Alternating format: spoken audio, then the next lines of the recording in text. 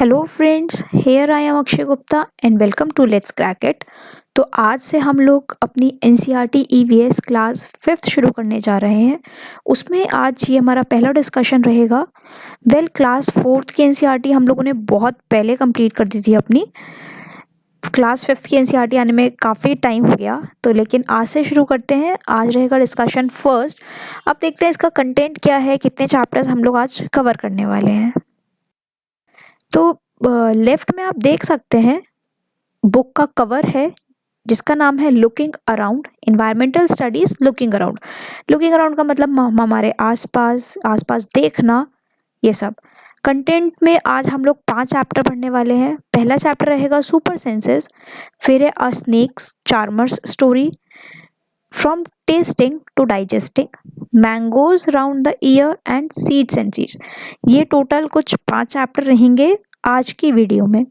5th class की EVS में काफ़ी कुछ इम्पोर्टेंट है जिससे पेपर में काफ़ी क्वेश्चंस आते हैं। काफ़ी इम्पोर्टेंट या काफ़ी बोला जाए तो मेजर पार्ट कंटेन करता है अपने आप में एनसीईआरटी ईवीएस क्लास 5th की। ओके, तो देखते हैं पहला चैप्टर। तो शुरू होता है चैप्टर फर्स्ट। चैप्टर फर्स्ट का नाम है सुपर सेंसेस, मतलब सेंसेस जो हैं हमारे, किस तरह से हम मतलब एक इंसान या एक जानवर अपने सेंसेस का यूज़ करता है। तो पहला है as the ants move they leave a smell on the ground, the other ants follow the smell to find a way. अब आप लोगों ने कई बार देखा होगा जो चींटियाँ होती हैं, चींटियाँ एक के पीछे एक चलती रहती हैं। क्यों होता है ऐसा? वो इसलिए होता है, जो सबसे आगे वाली चींटी होती है वो एक ग्राउंड पर स्मेल छोड़ती जाती है, और अदर जो आंट्स हैं, मतलब जो अदर चींटियां हैं, वो उस स्मेल को महसूस करती हैं और उसी के पीछे पीछे चलती रहती हैं। इस वजह से आपने कई बार देखा होगा आंट जो चींटियां होती हैं वो एक ही लाइन में चलती हैं। ओके, नेक्स्ट लिखा हुआ है A silkworm find their female worm from many kilometers away by her smell। अब जो एक सिल्क वॉर्म होता है वो अपनी फीमेल सिल्क वॉर्म को काफ़ी किलोमीटर दूर से पहचान जाता है, केवल किस वजह से? उसकी स्मेल की वजह से। अब आता है mosquitoes can find people by the smell of their body, by the smell of the sole of the feet and by the heat of their body. तो आप लोगों ने देखा होगा गर्मियों में कई बार जो मक्खी होती है या जो मच्छर होते हैं वो हमें ढूंढ लेते हैं। अब क्वेश्चन आता है वो हमें कैसे ढूंढ लेते हैं? वो हमारी बॉडी की स्मेल से, या हमारी हीट, जो हमारी बॉडी में से हीट निकल रही है उसकी वजह से ढूंढ लेते हैं, या फिर जो हमारे पैरों के जो सोल होते हैं, मतलब तलवे जिसे हम बोलें, पैरों के तलवे की स्मेल से हमें पहचान जाते हैं। फिर है dogs mark their own area on the road, they can make out if another dog has come into their area bye the smell of its urine और पॉटी। मतलब क्या हुआ? डॉग्स जो अपना एरिया है, बोलते ना सबका अपना एरिया होता है, तो डॉग्स का जो एरिया होता है, रोड पर ही रहते हैं डॉग्स, तो डॉग्स का अपना एरिया होता है रोड पर। अब वो पता कैसे चलता है कि यहाँ से यहाँ तक इस डॉग का एरिया है? तो वो bye the smell of its urine, उसके यूरिन से या फिर उसकी पॉटी से। अब जिस डॉग का वो एरिया है उसको पता चल जाता है कि मेरे एरिया में कोई और अदर डॉग आया है। किस तरह से? वो बाय द स्मेल, उसकी स्मेल से, उसके यूरिन की स्मेल से, या फिर उसकी पॉटी की स्मेल से। ओके, अब आप लोग कई बार देखा होगा आपने, जब आप रोड्स पर तेज बाइक लेके जाओ या गाड़ी लेकर जाओ तो कुत्ता जो होता है वो एक लिमिट तक भागता है आपके पीछे, भौंकता हुआ, और उसके बाद वो शांत हो जाता है। ऐसा क्यों? क्योंकि जब आप उसका एरिया क्रॉस कर जाते हो तो वो शांत हो जाता है। डॉग्स जो होते हैं, जो मेल डॉग्स होते हैं, वो आपके पीछे इसलिए भागते हैं कि भाई वहाँ पर हमारी फीमेल डॉग्स हैं या फिर हमारे बच्चे हैं, तो आप वहाँ पर गाड़ी आराम से लेकर जाओ। अगर आप आराम से लेकर जा रहे हो अपनी गाड़ी तो वो आपके पीछे नहीं आएंगे, ना ही आपको भौंकेंगे। इसलिए ही वो एक टाइम तक, अगर आप तेज़ लेके जाओ अपनी गाड़ी तो एक टाइम तक ही वो आपके पीछे भागते हैं, उसके बाद वो रुक जाते हैं। तो ये पहचान है कि यहाँ से यहाँ तक भाई उनका एरिया था। ओके, चलते हैं आगे। अब आगे लिखा हुआ है most of the birds have their eyes on either side of the head. बहुत सारी बर्ड्स ऐसी हैं जो उनकी आंखें होती हैं वो किसी एक साइड पर होती हैं, हेड अपने उसके उनके सिर पर। Their eyes can focus on two different things at a time. उनकी आईज दो अलग अलग चीज़ों पर फोकस कर सकती है। When they look ahead, both their eyes focus on the same object. जब वो बिल्कुल सीधे देखती हैं तो उनकी जो दोनों आँखें हैं वो एक ही ऑब्जेक्ट पर फोकस करती हैं। बहुत सारी बर्ड्स में आईज जो होती हैं वो फिक्स्ड होती है और मूव नहीं कर सकती। इसी वजह से बर्ड्स को अपने हेड को, अपने सिर को टर्न करना पड़ता है आसपास देखने के लिए। When bird focuses both eyes on an object, it can estimate the distance. जब बर्ड फोकस करती है अपनी दोनों आंखों केवल एक ही ऑब्जेक्ट पर, तो वो अंदाज़ा लगा सकती है कि जहाँ पर मैं हूँ और जहाँ पर वो ऑब्जेक्ट है उसके बीच में कितना डिस्टेंस, या हम दोनों के बीच में कितना डिस्टेंस है। और जब उनकी आंखें दो डिफरेंट चीज़ों पर फोकस करती हैं तो उसकी वजह से क्या होता है, उनका जो रेंज है विजन का, मतलब देखने की जो रेंज है वो बढ़ती है। फिर लिखा हुआ है some birds like kites, eagles, vultures can see 4 times as far as we can C.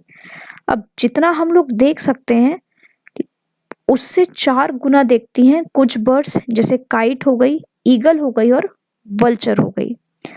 These birds can see things from a distance of 8 meters what we can see from a distance of 2 meters. हम लोग की जो देखने की क्षमता होती है वो केवल 2 मीटर होती है, लेकिन ईगल, वल्चर इनकी 8 मीटर तक के 8 मीटर तक ये आराम से देख सकती हैं। ओके, अब लिखा हुआ है animals can not see as many colours as we can. तो एनिमल्स को ज़्यादा कलर नहीं दिखते हैं जितने हमें दिखते हैं। हमें बहुत सारे कलर दिखते हैं, well read, black, white, blue, सारी कलर्स दिखते हैं हमें, लेकिन एनिमल्स को सारे कलर नहीं दिखते हैं। वो एनिमल्स जो दिन के टाइम पर उठे होते हैं उनको कुछ कलर्स दिख सकते हैं, लेकिन जो केवल नाइट में रात को उठते हैं उनको केवल ब्लैक और वाइट कलर्स दिखते हैं। जैसे आउल हो गया, तो आउल जो उल्लू जो होता है वो रात के टाइम जगता है, इसलिए उसको केवल ब्लैक और वाइट कलर दिखता है। बाकी जो भी एनिमल्स हैं जो सुबह दिन के टाइम पर उठे होते हैं वो कुछ कलर्स देख सकते हैं। नेक्स्ट लिखा हुआ है birds ears are small holes covered with feathers. तो बर्ड्स के जो कान होते हैं वो बहुत छोटे, मतलब बहुत छोटे होल होते हैं जो कि फेदर से कवर रहते हैं। Snakes are deaf and they can only feel vibrations on the ground. Snakes जो होते हैं वो बहरे होते हैं और वो केवल जो ग्राउंड पर वाइब्रेशंस होती हैं, किसी के चलने की आहट जिसे बोला जाए, वो केवल फील करते हैं। Some birds and animals have different sounds for different situations such as for danger और हैप्पीनेस। कुछ बर्ड्स की या कुछ एनिमल्स की डिफरेंट डिफरेंट साउंड्स होती है डिफरेंट डिफरेंट सिचुएशंस के लिए। अगर वो डरे हुए हैं या किसी को डेंजर में है तो उनकी आवाज़ अलग होगी, खुश हैं तो उनकी साउंड जो होगी, उनकी आवाज़ जो होगी वो अलग होगी। एग्जाम्पल आप लंगूर, टाइगर, लियोपार्ड, किसी का भी एग्जाम्पल आप ले सकते हो। ओके, चलते हैं आगे। Some birds start behaving in a different way when an earthquake or storm is about to come. कुछ एनिमल्स एक अलग तरीके से बिहेव करने लगते हैं जब उन्हें लगता है कि earthquake और storm आने वाला है। People who live in the forest can observe the behavior of animals come to know of danger. अब जो लोग जंगलों में रहते हैं वो, उनको तो पता है भाई एनिमल्स किस टाइम पर कैसा बिहेव करते हैं। वो उन एनिमल्स के बिहेवियर की स्टडी करते हैं और उन्हें पता चलता है कि हाँ अब कोई खतरा आने वाला है। अगर हम एक एग्जाम्पल लें तो अंडमान निकोबार आइलैंड की बात है, वहाँ पर एनिमल्स ने साइंस देने शुरू कर दिए थे, या उनका जो नेचर था, बिहेवियर था, वो चेंज होने लगा था। ये चीज़ लोगों ने देखी, लोगों ने ऑब्जर्व करी, तो वो लोग यहाँ वहाँ से दूर चले गए। मतलब उस जंगल में से, अंडमान निकोबार का जो जंगल था उसमें से दूर चले गए थे। कुछ टाइम बाद क्या होता है, वहाँ पर एक सुनामी आ गई थी, तो एनिमल्स ने ही लोगों को बचाया था। तो ओके, चलते हैं आगे। स्लॉथ। अब स्लॉथ एक एनिमल है, स्लॉथ के बारे में पढ़ते हैं। Sloth spends almost 17 hours a day in sleeping. while hanging upside down on a tree branch। तो स्लॉथ जो होता है वो 17 घंटे एक दिन में सोता है और उल्टा लटक कर सोता है। वो सबसे बड़ी बात यहाँ पर इंपॉर्टेंट चीज ये है कि वो while hanging upside down, sloth जो होता है वो उल्टा लटक कर सोता है। Sloth eats the leaves of the same tree on which it lives. अब स्लॉथ जो होता है वो उसी पेड़ की पत्तियां को खाता है जिस पर वो रहता है। स्लॉथ 40 साल तक जीता है और इस टाइम पर वो केवल 8 ट्रीज पर घूमता है। एक हफ्ते में एक दिन ऐसा आता है जिस टाइम वो ट्री से नीचे आता है अपने आप को रिलैक्स महसूस करने के लिए। Gym Corbett National Park Uttarakhand में और घाना भरतपुर डिस्ट्रिक्ट में राजस्थान में ये इसीलिए बनाए गए हैं ताकि एनिमल्स को और फॉरेस्ट को बचाया जा सके। बहुत सारे नेशनल पार्क्स हैं। उत्तराखंड के नेशनल पार्क की सीरीज प्लेलिस्ट आपको मिल जाएगी चैनल पर ही, आप वहाँ से जाकर देख सकते हैं जिम कॉर्बेट नेशनल पार्क की। अब धीरे धीरे उसमें सारे नेशनल पार्क कवर होंगे, लेकिन अभी जिम कॉर्बेट नेशनल पार्क उसमें है तो आप वहाँ पर जाकर देख सकते हैं। घाना भरतपुर डिस्ट्रिक्ट में है राजस्थान में। ये इंपॉर्टेंट है, यहाँ पर ये बनाए गए हैं किस लिए? एनिमल्स को और फॉरेस्ट को प्रोटेक्ट करने के लिए। अब बात आती है कि इसमें क्या क्या चीज़ें इंपॉर्टेंट है। तो सबसे पहले इंपॉर्टेंट है कि वो कितने घंटे सोता है, तो वो 17 घंटे सोता है और उल्टा लटक कर सोता है। 40 साल तक जिंदा रहता है और केवल 8 ट्रीज पर घूमता है। और जिम कॉर्बेट नेशनल पार्क और घाना नेशनल पार्क ये दोनों इसीलिए बनाए गए हैं एनिमल्स को और फॉरेस्ट को प्रोटेक्ट करने के लिए। अब चलते हैं आगे। अब सोने की बात देखते हैं। Lizards go into a long deep sleep for almost a season. तो लिजर्ड्स जो होती है, छिपकलियां जो होती हैं, वो एक लंबी गहरी नींद में चल जाते हैं पूरे सीजन में। आप देखते होंगे सर्दियों में छिपकलियां नहीं दिखाई देती, गर्मियों में आ जाती हैं। ऐसा कहाँ जाती हैं? तो सर्दियों में जो छिपकलियां होती हैं वो लंबी गहरी नींद में चली जाती हैं और वो कहाँ होती हैं? जैसे हमारी ट्यूबलाइट्स होती है उसके अंदर छुप जाती हैं, या पंखे होते हैं, पंखों के जहाँ पर पंखे लगे होते हैं ना उसके अंदर चल जाती है। Okay. Cow स्लीप्स for around 4 hours. Cow 4 घंटे सोती है। पाइथन 18 घंटे सोता है। जिराफ 2 घंटे सोता है केवल। और कैट जो होती है वो 12 घंटे सोती है। तो ये कुछ स्लीपिंग पीरियड है सबका, सब एनिमल्स का, कुछ एनिमल्स का है। ओके, तो चलते हैं आगे। ये पेज हमारे लिए बहुत इम्पोर्टेंट है क्योंकि इसमें कुछ चीज़ें हैं जो हमें टाइगर के बारे में पता होनी चाहिए। जिसे पहला पॉइंट लिखा हुआ है, a tiger can see 6 times better at night than most of us. मतलब क्या हुआ? एक टाइगर रात को 6 टाइम्स अच्छा देख सकता है जितना हम लोग देख सकते हैं। सपोज करो हम लोग 2 मीटर तक का डिस्टेंस देख सकते हैं, तो वहीं जो टाइगर होगा वो 12 मीटर तक का डिस्टेंस देख सकता है। फिर लिखा हुआ है the tiger whiskers are very sensitive and can sense the movement और vibrations in the air. Whiskers होती है जो मूछें होती हैं। अब टाइगर की मूछें इतनी सेंसिटिव हैं कि वो जो भी वाइब्रेशंस हो रही हैं हवा में या मूवमेंट्स हो रहे हैं, या कोई मच्छर उड़ रहा है या कोई चिड़िया उड़ रही है, कुछ भी जो भी कुछ चीजें उड़ रही हैं उसके बारे में पता लग सकता है। ये हेल्प करते हैं टाइगर को अंधेरे में घूमने में और अपना शिकार ढूंढने में। फिर लिखा हुआ है tiger make different sounds for different purposes like when it is angry और टू कॉल अ टाइग्रेस। अब जब टाइगर्स जो हैं वो अलग अलग पर्पस के लिए अलग अलग साउंड्स निकालते हैं, जैसे अगर उन्हें बहुत ज्यादा गुस्सा आ रहा हो तो उनकी साउंड कुछ अलग होगी, या जब उनका बहुत अच्छा मूड हो, टाइग्रेस को बुलाना हो, तो उनकी साउंड जो होगी वो अलग होगी। इट कैन ऑल्सो रोर और स्नाल। ये सेम चीज है कि वो बहुत तेज आवाज निकालते हैं, रोर करते हैं, तो जिसको बोलना दहाड़ते हैं, और उनकी जो दहाड़ने की आवाज होती है वो 3 किलोमीटर तक सुनाई दी जा सकती है। फिर है a tiger sense of hearing is so sharp that it can make out the difference between rustling of leaves and the sounds of an animal moving on the grass. मतलब क्या हुआ? एक टाइगर की सेंस ऑफ हियरिंग, सुनने की क्षमता इतनी sharp होती है कि वो डिफरेंस बता सकता है कि पत्तियां हिल रही हैं या फिर कोई एनिमल ग्रास पर या सूखी हुई पत्तियों पर चल रहा है। फिर है Ear of the tigers can move in different directions and this helps to catch the sounds from all around. अब जो टाइगर्स के कान होते हैं वो डिफरेंट डिफरेंट डायरेक्शंस में घूम सकते हैं और ये हेल्प करता है टाइगर को कहीं से भी आवाज सुनने में और वो फिर अपना शिकार ढूंढने जा सकता है। हर टाइगर का अपना एरिया होता है और वो काफी काफी किलोमीटर्स तक का होता है। और मार्क कैसे करते हैं कि यहाँ से यहाँ तक इस टाइगर का एरिया है? बाय द यूरिन, यूरिन या पॉटी। जैसे डॉग करते थे वैसे ही टाइगर्स करते हैं। अब कोई और टाइगर उनके एरिया में आया है या वो किसी के एरिया में चले गए गलती से, तो कैसे पहचानते हैं कि भाई हमारे एरिया में कोई आया है या हम गलत एरिया में चले गए? Bye the smell of urine.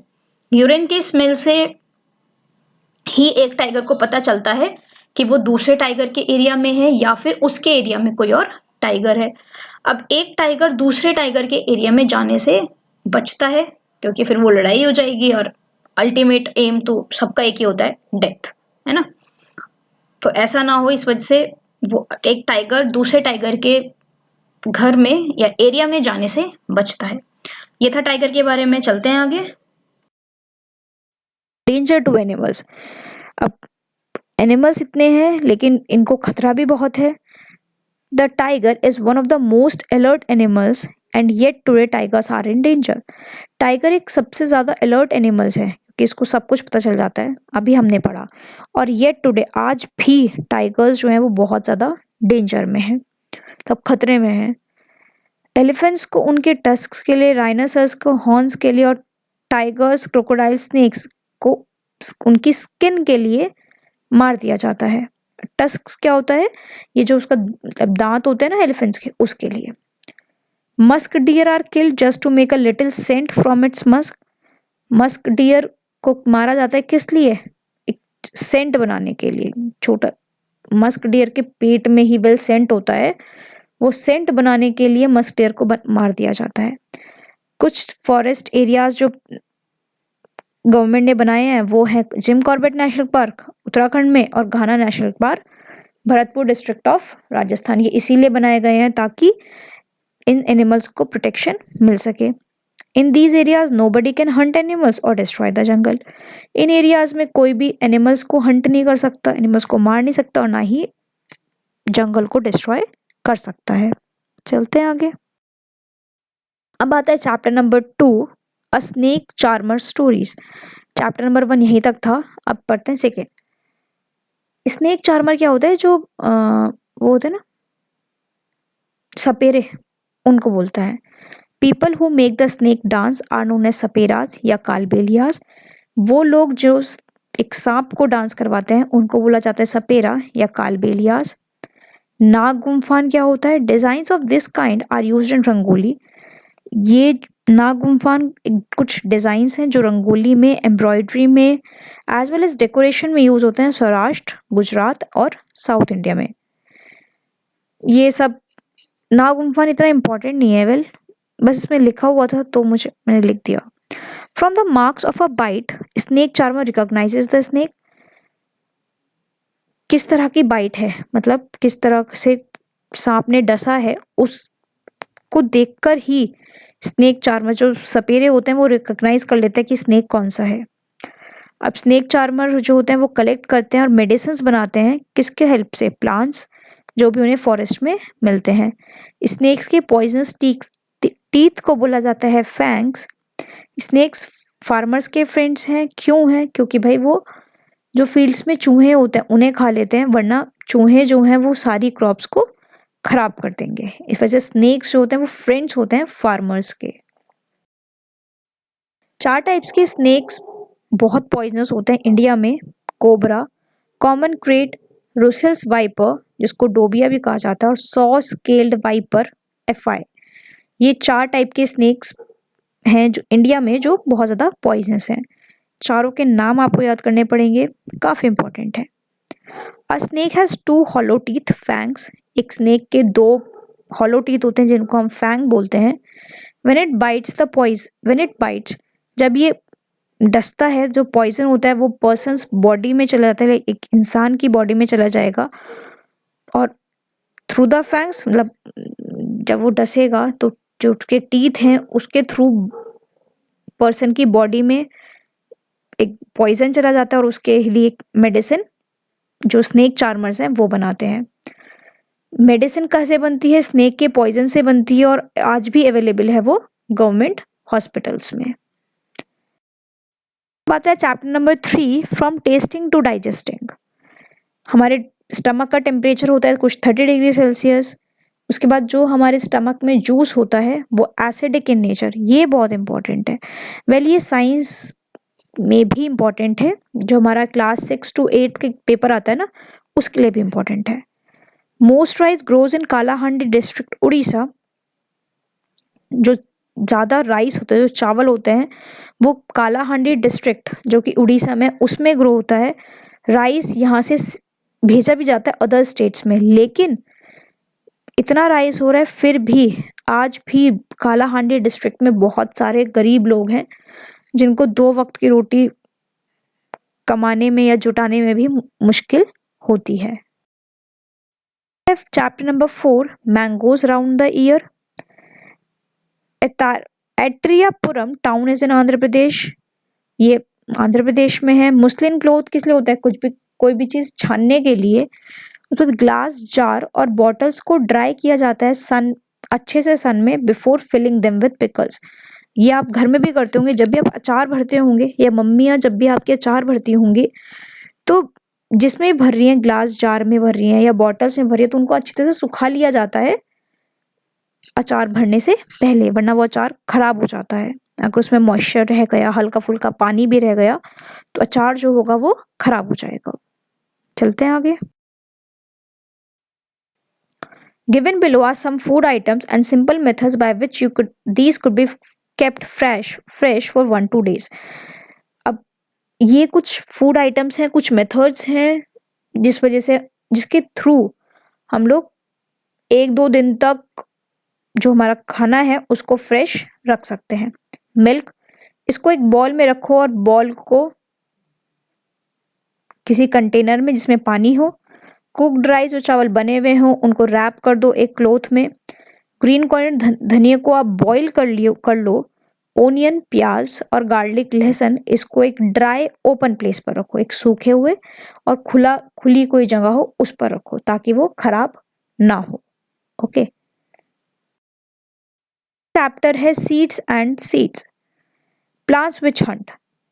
यहाँ कुछ प्लांट्स होते हैं जो ट्रैप कर लेते और ईट करते हैं फ्रॉग्स, इंसेक्ट्स एंड इवन माइस। कुछ ऐसे प्लांट्स होते हैं जो पकड़ते हैं और फ्रॉग्स को, इंसेक्ट्स को, यहाँ तक कि जो चूहे होते हैं उसको भी खा लेते हैं। प्लांट का नाम क्या है? पिचर प्लांट, जिसको नेफ्थनीज भी बोला जाता है। ये मिलता कहाँ है? ऑस्ट्रेलिया में, इंडोनेशिया में, मेघालय में। ये पिचर लाइक शेप का होता है। इसका माउथ एक लीफ की तरह होता है। इसमें क्या होता है? उसके बाद लिखा हुआ है plant has a special smell that attract insects to it. Plants के पास एक स्पेशल स्मेल होती है जो इंसेक्ट्स को अपने पास पकड़ लेती है। जैसे ही इंसेक्ट प्लांट के माउथ पर बैठेगा, जो उसका माउथ है, मतलब जो लीफ की तरह है, वो बंद हो जाएगा और जो भी एनिमल है वो बाहर नहीं जा सकता। It gets trapped and can not get out. What a clever way to hunt. इस तरह से ये खाना खाता है पिचर प्लांट। ये बहुत इंपॉर्टेंट है पिचर प्लांट, ये कई बार पेपर में आया है। Idea of Velcro. अब वेलक्रो का आइडिया कहाँ से आया? This happened in 1948। एक दिन जॉर्ज मेस्ट्राल अपने कुत्ते को घुमाकर ला रहे थे। ही वॉज अमेज्ड, वो बहुत अमेज थे। उन्होंने देखा कि जो सीड्स हैं वो उनके सारे कपड़ों पर लग गई हैं और डॉग की फर पर। अब उनको लगा कि ऐसा क्या हुआ कि ये सब चिपक गई। तो उन्होंने उनको माइक्रोस्कोप के अंदर देखा। तो जब उन्होंने देखा कि सीड्स के अंदर बहुत सारे छोटे छोटे हुक्स हैं जो कि उनके कपड़ों पर चिपक गए हैं। This give Mestral the idea of making Velcro. इसी ने ही मेस्ट्राल को आइडिया दिया वेलक्रो बनाने का। अब उन्होंने एक मटेरियल बनाया सिमिलर, बिल्कुल ही उसी के जैसे छोटे छोटे हुक्स का, दैट वुड स्टिक, जो कि चिपक जाएंगे। Velcro is use to stick together many things. Velcro आज बहुत सारी चीज़ों को चिपकाने के काम आती है, जैसे क्लोथ्स, शूज, बैग, बेल्ट और बहुत सारे। तो what a way to take inspirations from nature. ये पूरा नेचर का था कि वो अपने कुत्ते को घुमाने गए और उनके कपड़ों पर सीड्स चिपक गए। इसी वजह से जब वो सीड्स चिपक गया, वो कहाँ से चिपके, कैसे चिपके, तो उसी ने ही जॉर्ज मेस्ट्राल को आइडिया दिया वेलक्रो बनाने का। वॉन्डरिंग सीड्स, सीड्स घूमती हैं। Seeds are great travellers, seeds बहुत अच्छी ट्रैवलर हैं। ये बहुत दूर तक और बहुत कहीं पर भी जा सकती हैं। सीड्स के पास बहुत टाइनी हुक्स होते हैं जो हमारे क्लोथ्स में, फर में चिपक जाते हैं, या फिर सीड्स जो होती हैं वो पानी के साथ भी बह जाती हैं। When the soybean pods are ripe, they burst and the seeds are thrown out. जब सोयाबीन पॉड्स पक जाती हैं अच्छे से, वो अपने आप फूट जाती हैं और सीड्स होते हैं वो फेंक दी जाती है। ग्रीन चिली, टोमेटो, पोटैटो, ये सब इंडिया में लाए गए कहाँ से? साउथ अमेरिका से। कैबेज और पी, कैबेज होती है बंद गोभी और पी होता है मटर, ये इनको यूरोप से लाया गया। कॉफ़ी बीन मतलब कॉफ़ी और ग्रीन भिंडी, इनको अफ्रीका से लाया गया। तो यहाँ पर ये इम्पोर्टेंट है कि कौन सी चीज़ कहाँ से लाई गई है। थैंक यू गाइज, यहीं तक थी हमारी आज की वीडियो। तो अगर आपको वीडियो पसंद आई हो तो चैनल को या वीडियो को लाइक करना ना भूलें, शेयर करना ना भूलें और साथ ही साथ चैनल को सब्सक्राइब करना ना भूलें। So thank you guys, keep supporting.